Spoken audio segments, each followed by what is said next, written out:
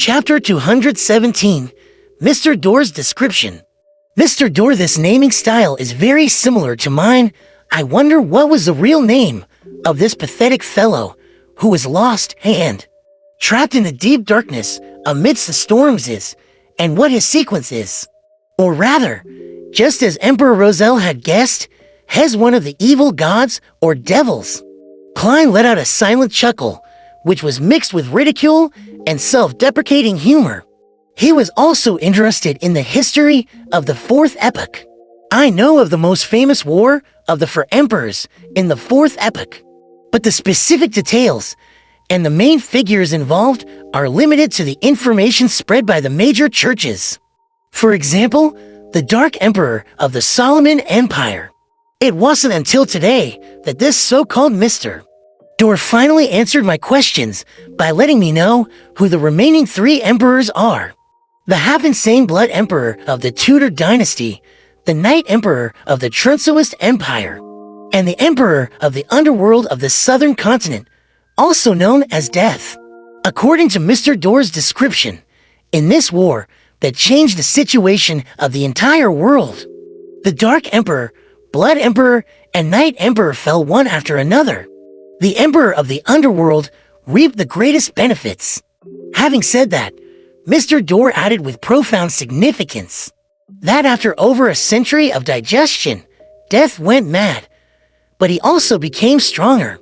Therefore, Death teamed up with the primordial Demoness and brought about a pale disaster for the northern continent. Of course, this isn't something he witnessed personally, but rather something that he hears when he comes close to the real world every month. Death went mad, but also became stronger. Even deities can go mad. What a horrifying sentence. However, this also confirms my guess. Before the Fifth Epoch, those deities would often descend into the real world, directly interfering with the situation in the northern and southern continents. They might even personally appear, just like Death. I asked Mr. Door if he had participated in the War of the Four Emperors. If so, what role did he play? And what was the position the seven deities maintained in this war? What role did they play? Mr. Door didn't answer my question. He only said in a teasing manner that the number of preeminent mighty figures in the Fourth Epoch far exceeds my imagination. In addition, he also mentioned two laws.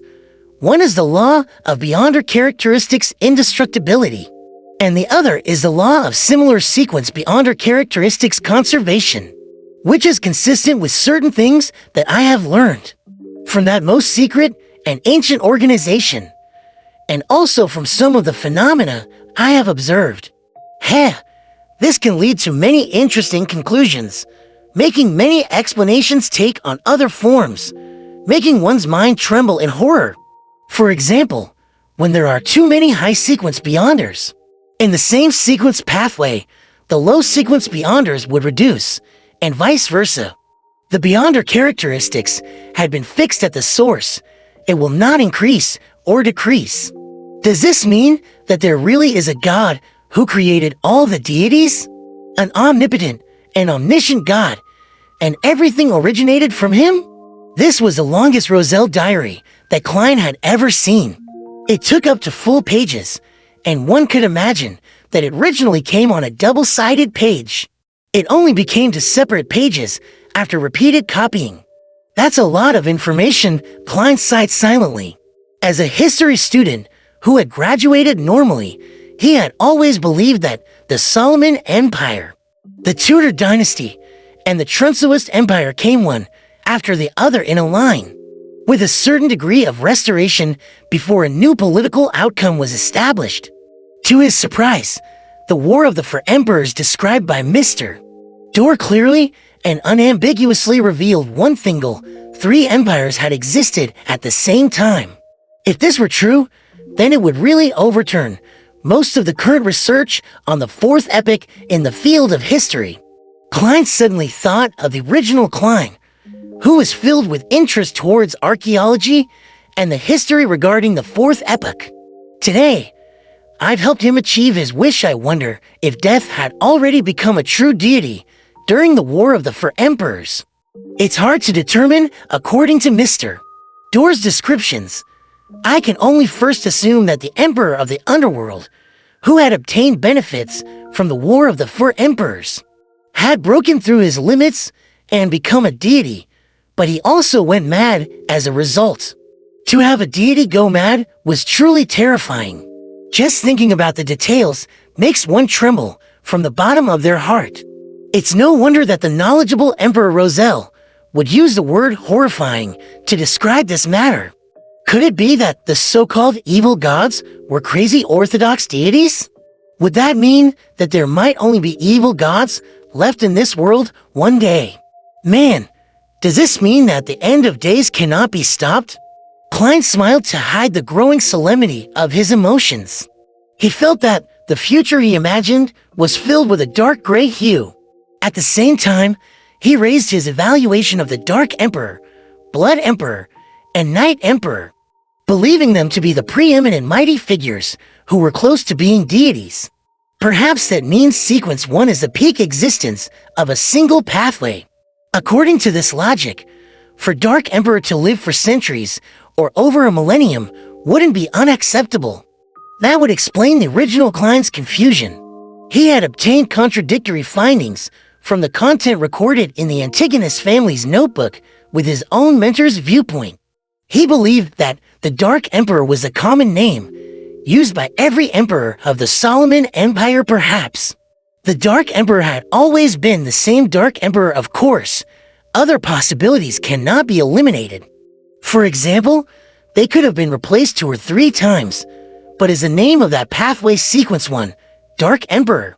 I wonder who Mr. Door is in the history of the 4th epic. Emperor Roselle didn't go into detail when describing his erroneous experiments and accidental coincidences, making it impossible for me to even try to converse with that Mr. Door. The laws of Beyonder characteristics indestructibility and similar sequence Beyonder characteristics conservation shares the same description as the one used by the captain. Perhaps the term he used came from Emperor Roselle. According to the 2 laws described by Mr. Kate, we can indeed deduce a lot of interesting speculations. For example, with there being so many holy artifacts and high-sequence Beyonders. In the 7 churches, there shouldn't be many low-sequence Beyonders. But this contradicts reality, and the only reasonable explanation is an additional gift from the deities. For example, is the destruction of the nation of the Evernight due to the conservation of characteristics? That the mere possession of resources causes it to be in trouble? Or could it be said that their existence seriously weakens the potency of the Evernight pathway and threatens the position of the goddess? For example, theoretically speaking, certain sealed artifacts could also be used as the main ingredients for potion materials, or they can even be considered equivalent to potions. Of course, the prerequisite is to remove all latent dangers and madness. No wonder the documents that were unearthed called the 4th epoch, the epic of the gods. So it turns out that in this epoch, there are many records of deities descending. Then what caused them to stop coming, to the point of there not being any revelations? If it wasn't for the fact that Beyonders receive responses from ritualistic magic, perhaps many of them would have doubted the existence of the deities. Many ideas came to Klein suddenly as he felt that he had delved deeper into the realm of mysticism in this Beyonder world. He flipped through the next 4 pages and was disappointed to realize that they were no longer related to Mr. Door. His ability as a clown allowed him to conceal his emotions well, and coupled with the gray fog's obstruction, even Audrey, who was secretly observing him, didn't notice anything amiss. He gathered his chaotic thoughts and started reading the 3rd page of the diary: 10th September. I've endured it for a long time, but I still can't help but complain a little. I must have had F*** king, *T for brains to choose the savant path, right? Of course, this has indeed allowed me to develop my greatest advantage, allowing the church to attach great importance to me. But the problem is that the first few sequences lack any beyonder powers needed for combat. I can only make do by relying on mystical items and rely way too much on external items. For example, Sequence 9 Savant only has extraordinary abilities in memory, learning, and practical skills. For example, Sequence 8 Archaeologist gains a strong physique and corresponding ancient knowledge, and they can only barely apply some ritualistic magic. For example, Sequence 7 Appraiser, whose ability is to quickly identify mystical objects, allowing them to avoid hidden dangers to the greatest extent. For example, Sequence 6 Artisan, who can produce machinery wonder, but not very powerful beyonder objects. Apart from that, one's standard in ritualistic magic will be enhanced. It's no wonder its modern name is Machinery Specialist. Comparatively speaking, the Sequence 7 Warlock and Sequence 6 Scrolls Professor of the Mystery Prior Pathway are sufficiently tempting. It would be great if only the church has a complete sequence, and that the hidden sage doesn't exist. However, I finally received some good news. After I advance again, I'll gain beyonder powers combat powers that I can call my own. Sequence 5 Astromancer. Its modern name scares me a little. It's actually called Astronomer. Am I going to end up as an all-powerful mad scientist? Heavens have mercy on me. I was only a second-tier student at the college entrance examination. It had to be said that Emperor Roselle had a strange talent for making jokes. Even the recently dispirited Klein couldn't help but twitch his mouth, wishing to light a candle for this senior. Study hard and improve by the day is indeed a wise saying, he lampooned, and remembered the unique trait of the Church of the God of Steam and Machinery. They lacked beyonder powers when it came to combat, but they were good at making and using items. After flipping to the third page of the diary, Klein continued reading. 2nd June, the kingdom has created chaos again and again, instigating wars. Without being able to completely destroy the Fasak Empire, the Lone Kingdom, and the Fainapotter Kingdom.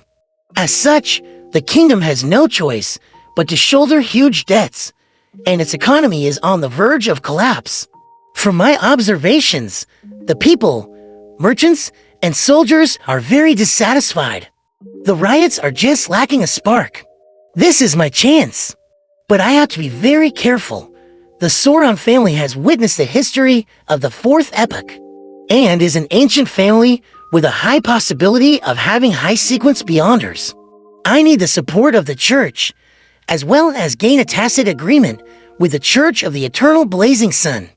I can't appear immediately.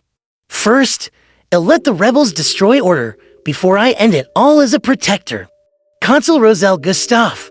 I like that name.